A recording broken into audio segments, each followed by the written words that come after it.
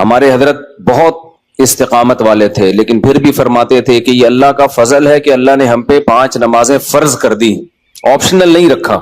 Optional ہوتی نا، اختیاری ہوتی تو شاید کوئی بھی نماز نہ ہوتی، ہم سے سوچتے ہی رہتے کہ چلو 5 نمازیں پڑھنا ثواب ہے تو پرسوں سے پڑھیں گے۔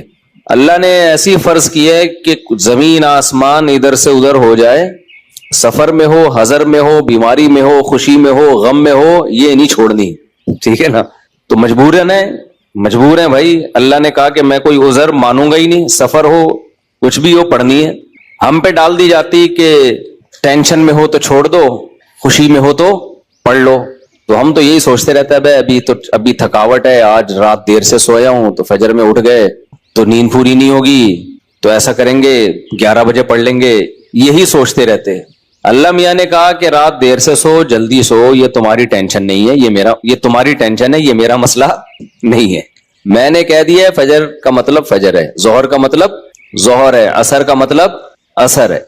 ابھی ہم امریکہ گئے نا تو جہاز جاتے ہوئے سورج کی سمت میں جا رہا ہوتا ہے، تو ایک نماز بھی نہیں آئی راستے میں۔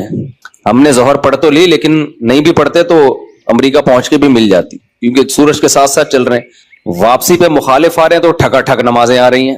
اب جب ٹھکا ٹھک نماز آ رہی ہے، ایک نماز کا ٹائم، فوراً دوسری نماز، فوراً تیسری نماز، فوراً چوتھی نماز، فوراً 5ویں نماز۔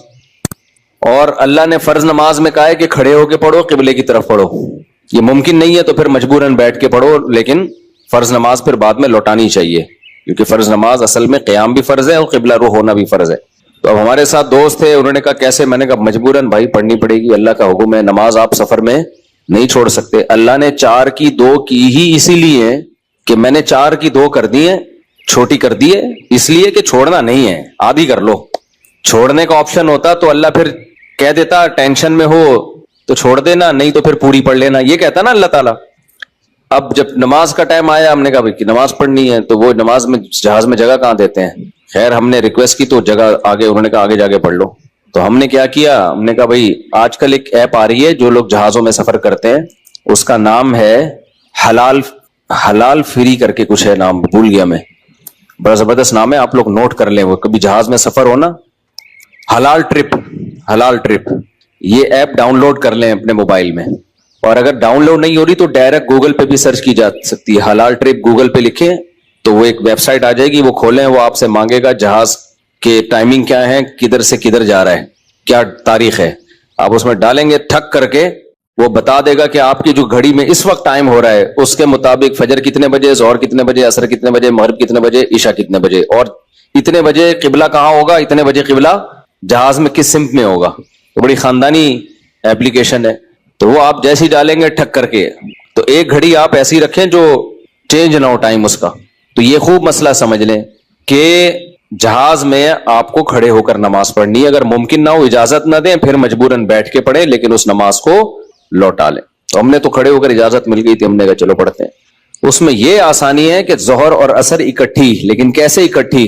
اس طرح سے اکٹھی کہ ہم نے دیکھا کہ ظہر کا ٹائم ختم ہو رہا ہے، فرض کریں 5 بجے ختم ہو رہا ہے، اور عصر کا ٹائم 5 بجے شروع ہو رہا ہے، تو ہم نے کیا کیا، وضو کر لیا، کیونکہ جہاز کے واش روم میں وضو کرنا بھی آسان کام نہیں ہے، تمیز سے وضو کیا کرو، وہاں پہ ایسا کیچڑ نہ کر دو کہ وہ بولیں نمازیوں پہ پابندی لگا دیں، اس میں وضو تمیز سے، پانی نہ گرے۔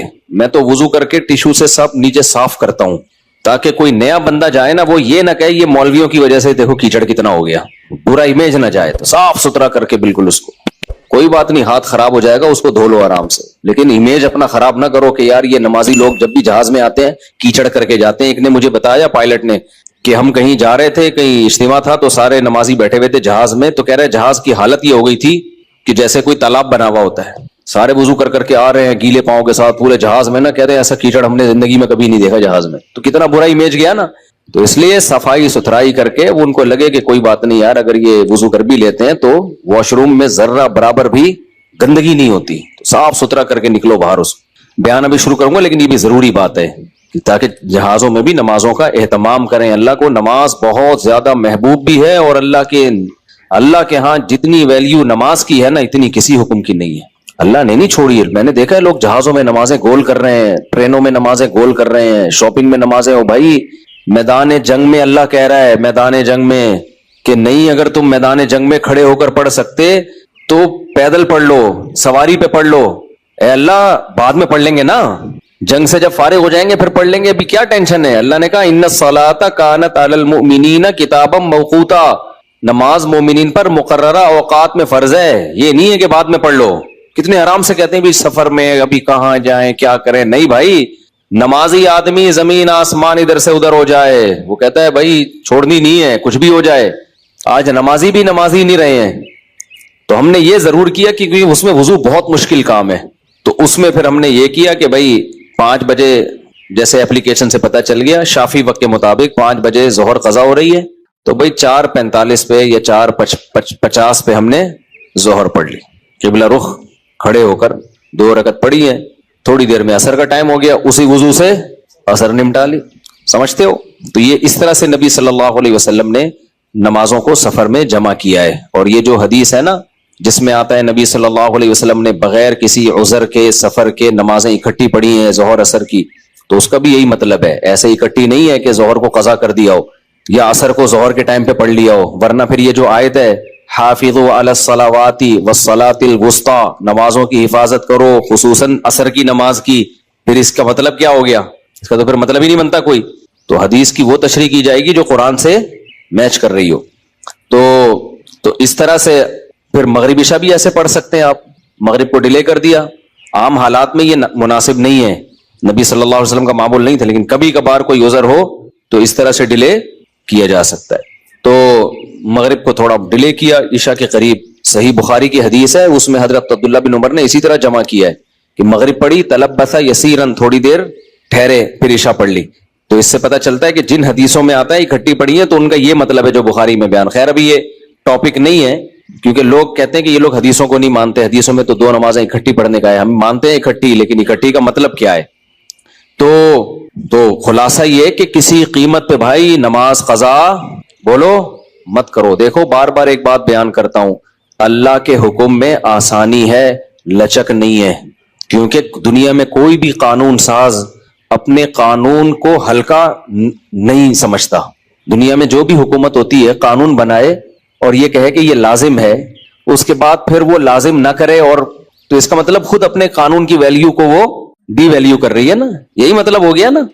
دنیا میں کوئی یہ نہیں کرتا, تو اللہ قانون بنائے اور کہے کہ یہ فرض ہے, سفر میں بھی فرض ہے, حضر میں بھی فرض ہے, پھر اللہ کہ چلو میں نے کہہ تو دیا باقی تمہاری مرضی. نا نا نا نا نا نا, صحیح ہے, اللہ نے کہہ دیا اب ہے تو ہے, اب آپشنل نہیں ہے. رمضان کے بار بار میں بتاتا ہوں نا, روزے میں مزدور کو بھی روزہ رکھنا پڑے گا, کتنی سخت گرمی ہو, کیونکہ اللہ نے قانون بنا دیا بھائی بیماری میں سفر میں چھوڑ سکتے ہو, اس کا مطلب تیسرا کوئی عذر نہیں ہے, رکھنا پڑے گا. تو اس لیے جو فرائض ہے نا واجبات فرائض, اس میں اللہ کے قانون آسان ضرور ہے, لچکدار نہیں ہے. جب ہے تو ہے. اسی میں ایک اور مسئلہ آ گیا عدت کا. کسی عورت کے شوہر کا انتقال ہو جائے, اللہ نے قانون بنا دیا, آسان قانون بنایا. زمانہ جاہلیت میں بہت مشکل تھا. جب کسی عورت کے شوہر کا انتقال ہوتا تھا تو زمانہ جاہلیت میں عورت 2 سال عدت گزارتی تھی. کتنی؟ 2 سال. اور اس 2 سال میں وہ میلی کچیلی رہتی تھی. یہاں تک بھی بعض روایات میں آتا ہے اس کی جگہ کو گندا رکھا جاتا تھا, مینگنیاں لا کے ڈال دی جاتی تھی گند میں رہے. اسلام نے اس حکم کو ختم کیا, یہ ظلم ہے عورت کے اوپر. اللہ نے حکم دیا 4 مہینے 10 دن بس, اور اس میں میلی کچیلی نہیں رہے گی, نہائے دھوئے, بس زینت اختیار نہیں کرے گی, زیور نہ پہنے, خوشبو کا استعمال نہ کرے, زینت اختیار نہ کرے, باقی نارمل رہے, گھر سے باہر نہ نکلے. وہ ایک صحابیہ نے نبی صلی اللہ علیہ وسلم سے اجازت چاہی کہ بھئی 4 مہینے 10 دن میں یوں کر لوں, میں فلانی جگہ چلے جاؤں. آپ نے فرمایا اللہ تعالیٰ نے تمہیں یہ آسانی دی ہے کہ وہ زمانہ جاہلیت کا حکم اللہ نے منسوخ کر دیا, اب اتنی آسانی دے دی, تو اب اس حکم کو فالو کرنا پڑے گا. اب آج کل خواتین کیا کرتی ہیں, شوہر کی ڈیتھ ہوئی, جو دیندار نہیں ہے ان کی تو بات ہی نہیں کر رہا نا, ان کی نظر میں تو عدت ودت کی کوئی 2 ٹکے کی حیثیت ہی نہیں ہے, وہ تو اس کو دقیانوسی حکام سمجھتی ہیں. لیکن جو دیندار ہیں وہ بھی بھائی, وہ ڈیتھ ہوئی شوہر کا چہرہ دیکھنے کے لیے جا رہی ہیں ہسپتال, پھر وہ فلانے کے کام سے جانا ہے تو آج فلانے کے کام سے جانا ہے, تو آج یوں کرنا ہے, آج یہ کرنا ہے, یہ فلانے پورشن میں چلی جاتی ہوں, ماموں کے گھر جا کے عدت گزار لیتی ہوں. بھائی اللہ تعالیٰ نے جو عدت کے حکام دیے ہیں, شوہر کی ڈیتھ ہوتے ہی عورت کی عدت بولو شروع. اور عدت میں 2 کام لازمی ہیں, گھر سے نہیں نکلنا ہے, زینت اختیار نہیں کرنی.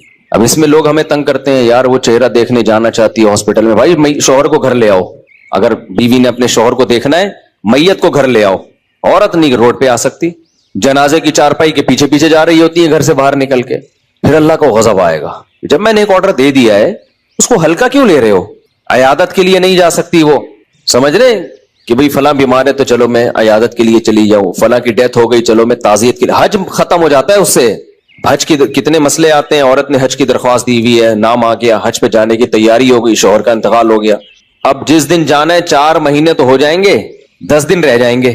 تو ہم کہتے ہیں بھائی 10 دن کیا 1 گھنٹہ بھی رہ گیا ہونا 4 مہینے 10 دن ہونے میں، آپ کو 1 گھنٹہ پہلے بھی نکلنے کی اجازت نہیں. بے شک حج ضائع ہو جائے کوئی بات نہیں، حج کینسل ہو جائے، کیونکہ حج کی فرضیت پہ عدت مقدم ہے. حج اگلے سال بھی ہو سکتا ہے، عدت تھوڑی ہو سکتی ہے. تو ہاں یہ اللہ نے آسانی رکھ دی ہے کہ جس عورت کا کوئی کمانے والا نہ ہو، اللہ نے لچک، جہاں شدید ضرورت تھی وہاں اللہ نے خود بخود لچک رکھ دی کہ بھوکے تو نہیں مر سکتے نا، کمانے والا کوئی نہیں ہے تو کمانے کے لیے جا سکتی ہے، مجبوری ہے بھائی کمانا.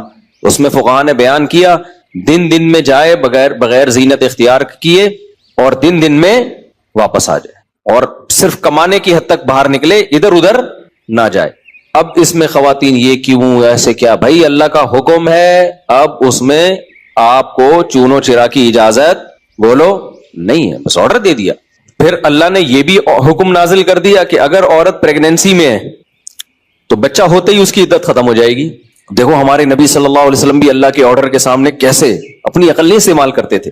ایک صحابیہ کو حمل تھا، ان کے شوہر کی ڈیتھ ہوئی ہے اور ادھر بچہ پیدا ہو گیا، ادھر ڈیتھ ہوئی اور ادھر فوراً ہی. اب ان کو خیال ہوا بھائی اتنی جلدی تو عدت پوری نہیں ہوتی، تو کیا کرنا ہے؟ نبی نے سے مسئلہ پوچھا گیا، آپ نے فرمایا ختم.